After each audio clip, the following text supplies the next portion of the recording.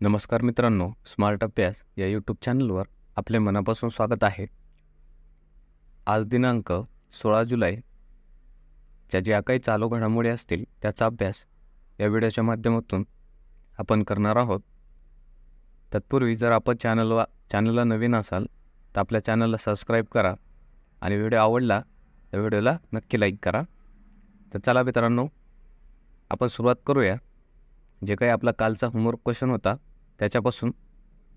Homework question असा होता की ताडोबा हे राष्ट्रीय उद्यान खालीलपैकी कोणत्या जिल्ह्यात आहे? ऑप्शन्स आपल्या समोर आहेत आणि याचं योग्य उत्तर असेल ऑप्शन नंबर सी, चंद्रपूर. तर ताडोबा हे राष्ट्रीय उद्यान चंद्रपूर या जिल्ह्यात आहे. त्याच्याविषयी थोडी एक्स्ट्रा माहिती पण आपण लक्षात ठेवायची आहे.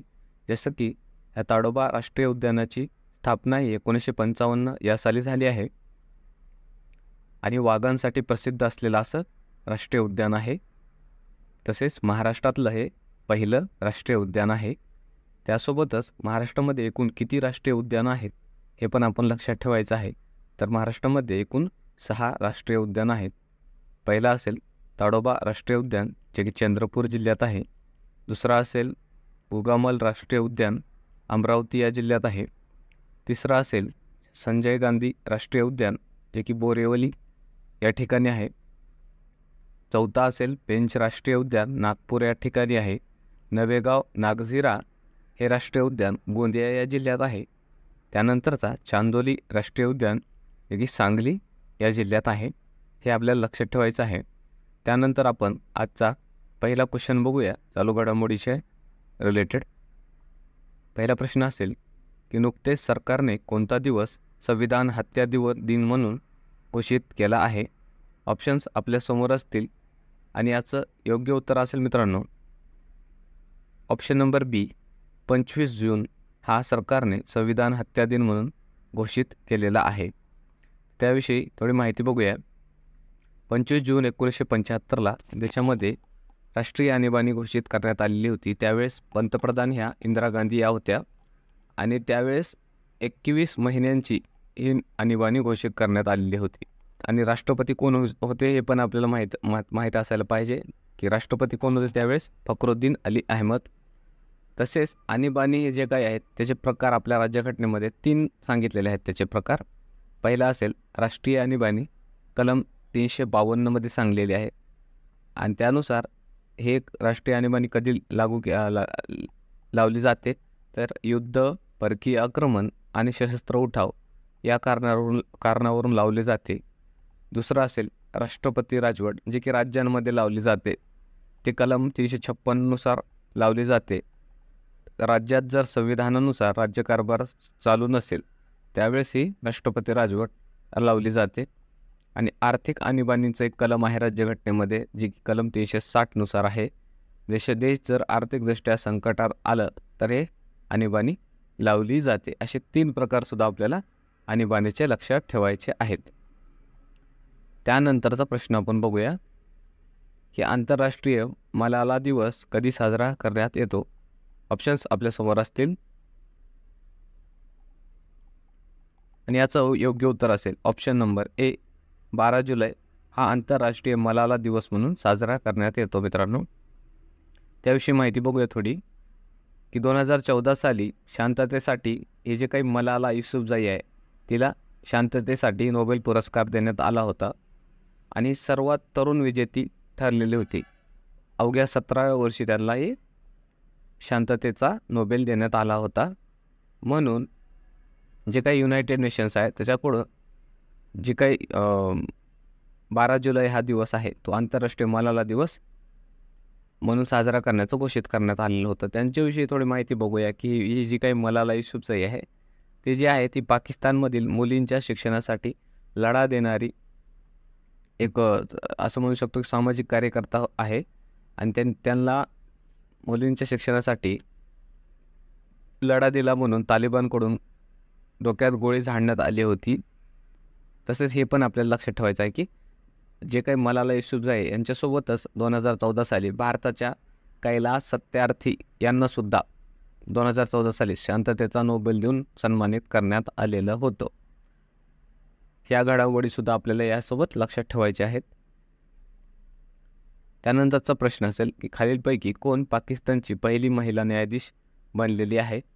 त्यांच्या इतिहासामध्ये पहिल्यांदाच ही घटना घडली मित्रांनो की एक महिला न्यायाधीश बनलेली आहे. तर त्यानुसार त्या दृष्टीनं हे आपल्याला लक्षात ठेवायचं आहे. ऑप्शन्स आपल्यासमोर असतील आणि याचं योग्य उत्तर असेल ऑप्शन नंबर बी, आलिया नीलम ही पाकिस्तानची पहिली महिला न्यायाधीश बनलेली आहे. त्याविषयी थोडी बघूया. आणि ही जी काही महिला आहे ती लाहोर उच्च न्यायालयाची न्यायाधीश बनलेली आहे मित्रांनो. तसेच पाकिस्तानविषयी थोडी माहिती बघूया. याची राजधानी काय आहे? इस्लामाबाद ही आहे. पाकिस्तानचे पंतप्रधान शहबाज शरीफ हे आहेत आणि चलन पाकिस्तानी रुपया हे आहे. हे पण आपल्याला लक्षात ठेवायचं आहे. पुढचा प्रश्न असेल त्या अगोदर या ज्या काही आपल्या नियुक्त्या आहेत मित्रांनो झालेल्या महत्त्वाच्या काही मागच्या काळामध्ये ते पण आपल्याला लक्षात ठेवायचं आहे. त्याचा हा चार्ट असेल की नुकत्याच झालेल्या नियुक्त्यांमध्ये जसं की CBSEचे अध्यक्ष हे राहुल सिंग असतील, राष्ट्रीय अनुसूचित जाती आयोगाचे अध्यक्ष किशोर मकवाना, त्यानंतर ट्रायचे प्रमुख म्हणून अनिल कुमार लाहोटी, त्यानंतर NSGचे प्रमुख म्हणून नलीन प्रभात, भारताचे दुसरे राज्यपाल न्यायमूर्ती खानविलकर. या अगोदर पहिले लोकपाल कोण होते हे कमेंटमध्ये सांगायचं तुम्ही. त्यानंतर NIAचे प्रमुख म्हणून सदानंद दाते, महाराष्ट्राचे मुख्य सचिव म्हणून सुजाता सौनिक आणि महाराष्ट्राचे पोलीस महासंचालक रश्मी शुक्ला. या दोन ज्या काही घडामोडी आहेत मित्रांनो, महाराष्ट्राचे मुख्य सचिव आणि महाराष्ट्राचे पोलीस महासंचालक या दोन्ही पण महिला आहेत. आणि इतिहासात पहिल्यांदाच महाराष्ट्रामध्ये असं घडलं आहे की दोन्ही पदांवर महिलांची नेमणूक करण्यात आलेली आहे, म्हणून हे स्टार करून ठेवायचं आहे. त्यानंतर PIBचे अध्यक्ष म्हणून शेफाली शरण यांची नियुक्ती करण्यात आलेली आहे. या नियुक्त्या पण आपल्या परीक्षेच्या दृष्टीने महत्त्वाच्या आहेत, त्या पण लक्षात ठेवायच्या आहेत किंवा नोट डाऊन करून ठेवायच्या आहेत. त्यानंतर प्रश्न असेल की नुकतेच कोणत्या देशाच्या पंतप्रधानांनी राजीनामा दिला आहे. ऑप्शन्स आपल्यासमोर असतील आणि याचं योग्य उत्तर असेल मित्रांनो ऑप्शन नंबर बी, नेपाळ या देशाच्या पंतप्रधानांनी नुकतंच राजीनामा दिलेला आहे. त्यांच्याविषयी थोडी माहिती बघूया की हे कोण होते. तर पुष्पकमल दहल प्रचंड यांनी राजीनामा दिला. का दिला? तर त्यांच्या संसदेमध्ये त्यांच्या विरोधात अविश्वास प्रस्ताव पारित करण्यात आला होता. तसेच आपल्याला हे पण लक्षात ठेवायचं आहे की नेपाळ हे जे काही देश आहे त्याची राजधानी ही काठमांडू आहे आणि चलन काय असेल तर नेपाळी रुपया. हे पण एक्स्ट्रा माहिती आहे, त्या पण लक्षात ठेवायला हवी. त्यानंतरचा प्रश्न असेल की नुकतेच प्रकाशित युनायटेड नेशन्सच्या विश्व लोकसंख्या रिपोर्टनुसार भारताची लोकसंख्या 2065 साली किती असण्याचा अंदाज वर्तवण्यात आलेला आहे. तर UNचा एक रिपोर्ट आलेला आहे मित्रांनो. त्यानुसार त्यांनी एक अंदाज लावला आहे की वेगवेगळ्या देशांचा. त्याच्यानुसार भारत जे आहे त्याची लोकसंख्या 2062 साली त्यांनी किती सांगितलेलं आहे. तर याचे ऑप्शन्स आपल्यासमोर आहेत आणि याचं योग्य उत्तर असेल ऑप्शन नंबर सी, 170 कोटी ही लोकसंख्या आपली असण्याचा अंदाज UNच्या रिपोर्टनुसार सांगण्यात आलेला आहे. साल कोणता असेल सांगितलेला? 2062. हे लक्षात ठेवायचं आहे. त्यानंतर माहिती बघूया आपण थोडीशी अजून की सध्या भारताची लोकसंख्या किती आहे. तर सध्या भारताची लोकसंख्या 142 कोटी आहे आणि 2062पर्यंत किती होण्याचा अंदाज आहे? 170 कोटी. आणि टॉप जगातले लोकसंख्या असणारे देश, सर्वाधिक लोकसंख्या असणारे देश हे 3 आपण लक्षात ठेवायचे आहेत. जसं की भारत असेल सर्वात जास्त जगामध्ये लोकसंख्या आहे भारताची. आपण नुकतेच याच वर्षी चीनला मागं टाकलेलं आहे. त्यानंतर दुसरा चीन असेल आणि तिसरा असेल लोकसंख्येमध्ये जगात अमेरिका. हे कमीत कमी 3 देश आपल्याला लक्षात ठेवायचे आहेत. त्यानंतर पुढचा प्रश्न बघूया की नुकतेच कोणत्या देशात समलैंगिकता हा अपराध घोषित करण्यात आलेला आहे. ऑप्शन्स आपल्यासमोर असतील आणि याचं योग्य उत्तर असेल मित्रांनो option number D, Burkina Faso. Homosexuality त्याला अपराध म्हणून घोषित करण्यात आलेला आहे. त्याच्याविषयी थोडी माहिती बघू. हा देश नेमकं कुठं आहे? तर हा देश आफ्रिका खंडात येतो आणि राजधानी त्याची आउगोड्रागो हे आहे. हे पण आपल्याला थोडंसं माहीत पाहिजे. त्यानंतरचा पुढचा प्रश्न असेल की नुकतेच फलोत्पादन श्रेणीमध्ये कोणत्या राज्याला सर्वोत्कृष्ट राज्याचा कृषी नेतृत्व पुरस्कार 2024 देऊन गौरवण्यात आलेलं आहे. ऑप्शन्स आपल्यासमोर असतील आणि याचं योग्य उत्तर असेल ऑप्शन नंबर ए, नागालँड या देशाला सर्वोत्कृष्ट राज्याचा कृषी नेतृत्व पुरस्कार 2024 देऊन गौरविण्यात आलेला आहे. या ठिकाणी तुम्हाला कन्फ्युजन झालं असेल बऱ्याच जणांना. काही जणांनी महाराष्ट्र असं उत्तर दिलेलं असेल, पण महाराष्ट्राला मित्रांनो कोणता पुरस्कार मिळालेला आहे तर सर्वोत्कृष्ट कृषी राज्य जर म्हटलं तर ते महाराष्ट्राला मिळालेलं आहे. पण कृषी नेतृत्व पुरस्कार 2024 विचारलं तर ते नागालँडला मिळालेलं आहे. हे फरक आपण दोन्ही पण लक्षात ठेवायचं आहे. त्यानंतरचा प्रश्न बघूया की हज समितीसाठी नुकतेच कोणाची नोडल मंत्रालय म्हणून निवड करण्यात आलेली आहे. ऑप्शन्स आपल्या समोर असतील